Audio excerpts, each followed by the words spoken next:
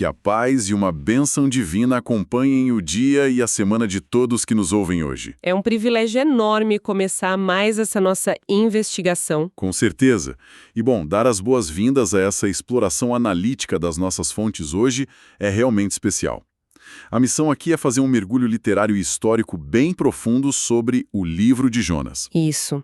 E para isso a gente vai cruzar aquelas anotações riquíssimas da Bíblia de Estudo NA com a profundidade teológica do comentário bíblico do John D. Hanna. Exato. Porque, sabe, para quem guarda na memória só aquela imagem clássica, bem simplificada de escola dominical, de um homem e uma baleia... Um grande animal marinho, né? Um grande peixe, a narrativa reserva umas surpresas bem grandes. As fontes revelam uma trama que é super densa, é quase tipo um thriller do mundo antigo, sabe? Totalmente. Um thriller geopolítico. Isso. Envolve tensões geopolíticas muito pesadas, um nacionalismo extremado e aquela complexidade esmagadora da misericórdia. É que o material que a gente está estudando propõe uma mudança radical na forma de ler o texto. Ao invés de um simples conto com moral, a obra é, na verdade, uma peça literária de altíssima sofisticação. Concordo plenamente. E ela foi estruturada claramente para causar um certo desconforto, sabe? Para desafiar a visão de mundo de quem a consome. E como faz isso, né? Nossa, o autor usa o tempo todo reviravoltas, hipérboles, ironias muito afiadas. Tudo para expor essas contradições humanas que são difíceis da gente admitir. Especialmente sobre quem a gente acha que é digno ou indigno de perdão. Certo, vamos desvendar isso. O ponto de partida ideal para entender a magnitude desse desconforto todo é o cenário político e histórico. Fundamental. Porque, para entender o peso da narrativa, o contexto do Reino do Norte de Israel é a chave. Jonas, que, aliás, ironicamente o nome significa pomba... Sim, a mensageira da paz. Bem irônico. Muito. Mas ele não é uma figura mítica que caiu do céu. Quem foi Jonas de verdade? Bom, ele foi um personagem histórico real, filho de Amitai. Da cidade de Gat-Hefer, não é? Isso mesmo, Gat-Hefer. E a atuação profética dele aconteceu ali durante o reinado de Jeroboão II. O que coloca a gente ali é mais ou menos entre os anos 793 e 753 a.C. Exatamente. Esse recorte temporal muda toda a percepção da história. Porque o período de Jeroboão II foi uma verdadeira era de ouro para o Reino do Norte. Uma era de ouro militar e econômica, né? Sim. O país estava vivendo um momento de prosperidade que não se via há muito tempo. Tinha uma expansão territorial bem agressiva acontecendo. Eles conseguiram recuperar muita terra, restauraram fronteiras que não eram vistas desde a época do rei Davi, de Salomão. E tudo isso só foi possível porque Israel aproveitou uma janela de vulnerabilidade da Síria.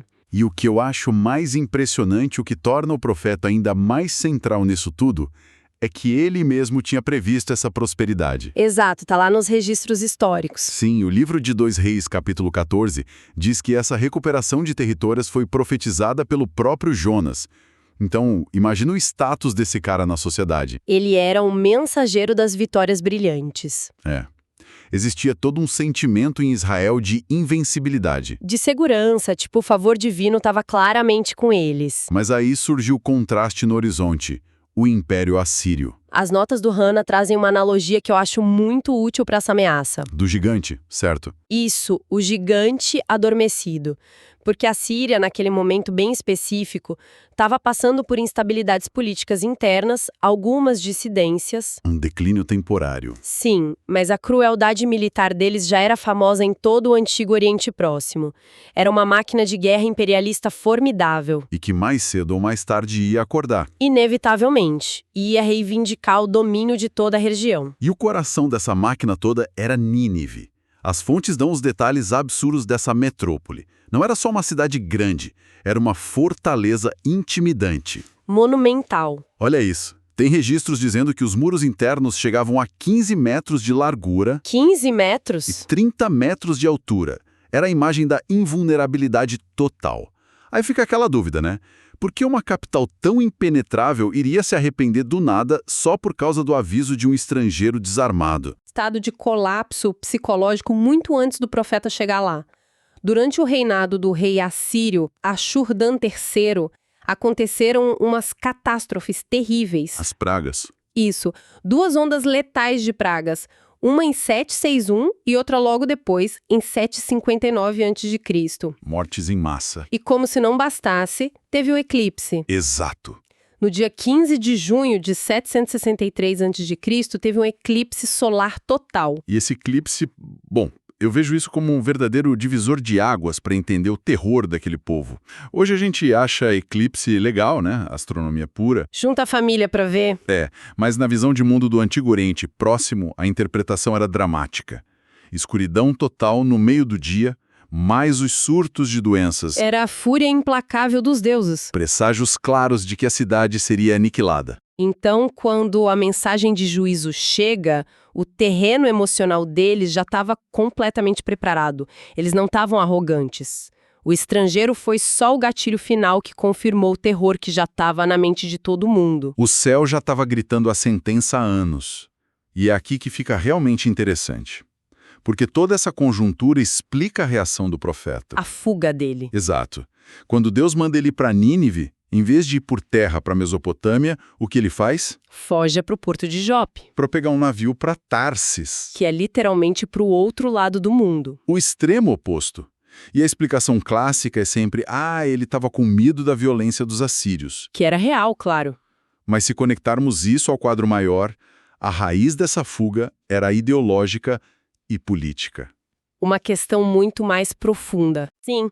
Profetas contemporâneos a ele, tipo Oséias e Amós, já estavam avisando o Reino do Norte que a rebeldia deles teria consequências e que Deus ia usar uma nação gentílica do Oriente como instrumento de juízo. O gigante adormecido. Exato. A Assíria era o único império com força para isso. E, de fato, a história mostra que em 722 a.C., a Assíria marchou contra Israel, destruiu Samaria e exilou o povo. Então, se a gente olhar por esse ângulo, a fuga para Tarsis não é só um ataque de pânico. É uma sabotagem estratégica. Uma tentativa de calar a mensagem. Ele sabia que se Nínive ouvisse a advertência, existia o risco de arrependimento. E se houvesse arrependimento, haveria perdão. E a cidade seria preservada. E preservar Nínive significava manter afiada a lâmina que ia cortar a garganta do próprio povo dele décadas depois. O silêncio foi a arma que ele escolheu para garantir que a Assíria fosse destruída pelos próprios pecados. É um nacionalismo cego. Ele não só recusa ser instrumento de salvação, como tenta garantir a aniquilação de uma nação inteira para proteger a sua.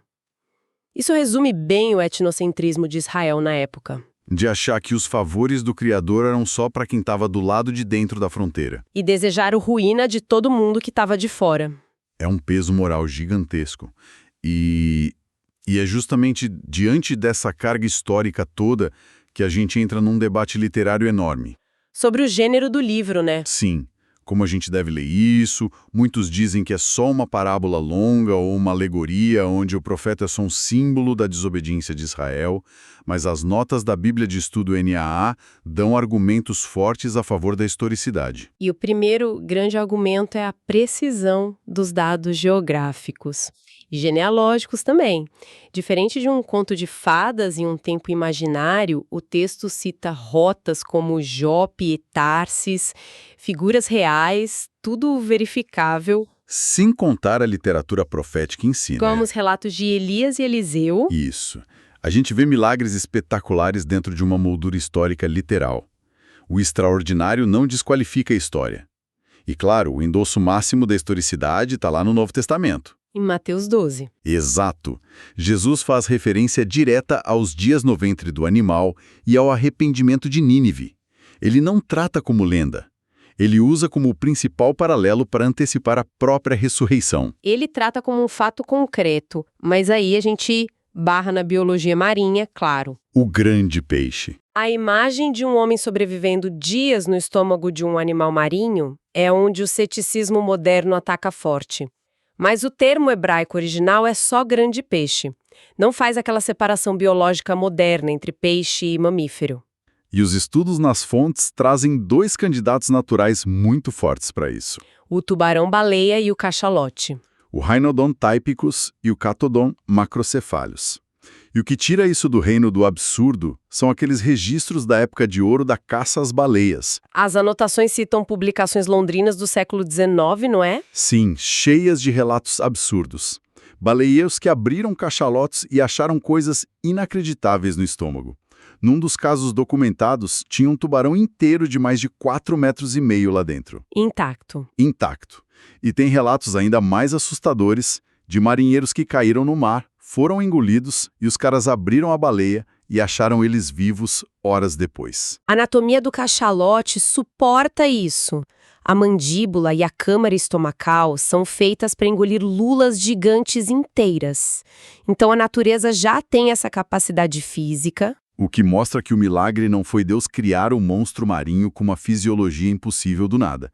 O milagre é a orquestração de tudo. A providência contínua. Isso, o controle do vento, da tempestade e o momento exato que a criatura certa aparece no lugar certo para preservar a vida dele. Esse nível de detalhe é cativante.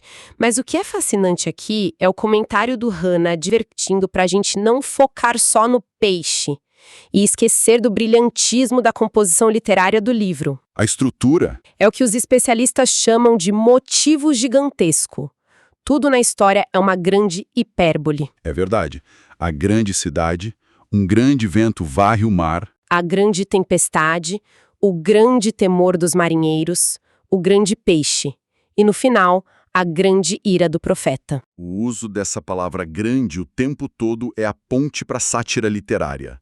É uma ironia cortante contra aquela superioridade espiritual que ele sentia. Ridicularizar aquele fanatismo, e essa ironia brilha nos contrastes brutais entre os personagens. Pensa nos marinheiros. Eles são pagãos, servem a outros deuses, eram marinheiros endurecidos do mar, mas no meio da tempestade eles demonstram uma humanidade e um senso ético muito maior que o profeta. Eles hesitam, eles tentam remar para poupar a vida dele. E acabam expressando um temor profundo ao Criador. Enquanto isso, o que o nosso herói religioso faz? Ele desce para o porão do navio e dorme. Um sono profundo. Ele fica totalmente apático à tragédia que a desobediência dele causou para os outros. E o contraste pior em Nínive. O rei mais cruel do Oriente Próximo, um líder sanguinário, ouve um sermão de 1 minuto, desce do trono, rasga as roupas e decreta luto geral. E um quebrantamento genuíno, né? Todo mundo no texto obedece e teme a Deus. Os marinheiros, o vento, o peixe, o rei pagão. O único que resiste é o profeta de Deus. É um arranjo literário formidável. E a análise mostra que o texto é organizado meticulosamente em 7 episódios. Uma estrutura espelhada. Como funciona essa simetria? Os capítulos 1 e 2 são a primeira metade. Mostram a desobediência, a fuga para o mar, o conflito com os marinheiros estrangeiros e a disciplina no ventre do peixe. Certo. E a segunda metade, os capítulos 3 e 4, é o espelho disso. A obediência relutante, ele não foge, ele levanta e vai, ele interage com estrangeiros de novo, mas em terra firme, na capital. O desastre do mar vira a destruição prometida da metrópole. Exato. E tudo isso conduz a narrativa para o clímax final, o imbatível 7º episódio. Que é, de longe, o melhor momento da sátira. Porque ele prega. E o resultado é o sonho de qualquer missão. Uma megalópole inteira muda de rumo e a destruição é cancelada. O triunfo é inquestionável. Mas qual é a reação dele? Fúria descontrolada. A misericórdia concedida aos inimigos soou para ele como uma ofensa pessoal. Ele literalmente pede para morrer porque não suporta ver Nínive perdoada. É o ápice do preconceito. E a tensão cristaliza na cena da planta. Lá fora da cidade, uma planta cresce rápido, provavelmente uma mamona, de crescimento vertiginoso só para dar sombra para o profeta. Que ainda estava lá sentado, torcendo para as muralhas caírem. Ele estava na expectativa do fogo divino. E ele fica muito feliz com a sombra da planta, mas no dia seguinte Deus manda um pequeno verme, a planta morre, o sol queima a cabeça dele e o ciclo de ódio volta. Por causa de um arbusto. Sim, ele deseja a morte por causa de um arbusto murcho. De Nínive. As crianças, inclusive, como o texto diz depois, a vida deles tinha valor zero para ele. Chorou pela vegetação efêmera e exigiu a cremação sumária de uma geração inteira. Então, o que tudo isso significa? Qual é o cerne da mensagem que as fontes querem que a gente perceba? A lição principal é que a compaixão e a misericórdia de Deus simplesmente não têm fronteiras. Não tem aquele limite de nós contra eles. É uma misericórdia que implodiu a teologia exclusivista. Sim, o perdão rompeu os limites de Israel e inundou até o coração sombrio dos assírios. Israel tinha falhado muito na missão de ser luz para as nações. Mas a mensagem chega do mesmo jeito. E as notas do Rena focam bastante em como isso revela a soberania de Deus sobre a criação. É o controle total. Ele orquestra a natureza para cumprir o propósito. Deus convoca a tempestade, prepara o grande peixe, faz a planta crescer numa noite e envia o verme de manhã. Tudo, desde grandes impérios até a biologia invisível, está sob controle pedagógico dele. Para quebrar o orgulho e promover o arrependimento. Exatamente. O fracasso de um porta-voz amargurado não pode impedir o propósito divino. Bom, fazer essa síntese de toda essa jornada altera radicalmente a nossa compreensão da obra. A gente passou aqui pelo contexto de guerras do Antigo Oriente com a expansão do Jeroboão II. Vimos os eclipses aterrorizantes. Sim, o impacto psicológico brutal. Mergulhamos naquelas evidências da biologia oceânica e desembocamos nessa construção literária brilhante, onde o fanatismo é espelhado na sátira. No fundo, a paciência do Criador, mostrada na história, não é só para os inimigos impiedosos. É paciência com a teimosia crônica dos próprios fiéis que não querem compartilhar a graça. É muito mais fácil celebrar a bondade divina quando a gente é o beneficiado, né? E é revoltante quando ela alcança quem a gente considera um oponente ideológico. E isso me leva ao pensamento provocativo final para quem acompanha a gente hoje. O desfecho da história. O final abrupto do livro. Porque não tem uma conclusão segura. O profeta não cai de joelhos reconhecendo o erro. A história corta para um silêncio total. O texto não termina com uma resposta, mas com uma pergunta de Deus. E não hei de eu ter compaixão da grande cidade de Nínive? É um final deixado em aberto de propósito. Nós, milhares de anos depois. As nossas atitudes com quem a gente considera inimigo refletem a compaixão ilimitada do Criador. Ou será que os nossos corações estão moldados pelo ressentimento daquele homem que esconde o próprio ódio na sombra passageira de uma planta?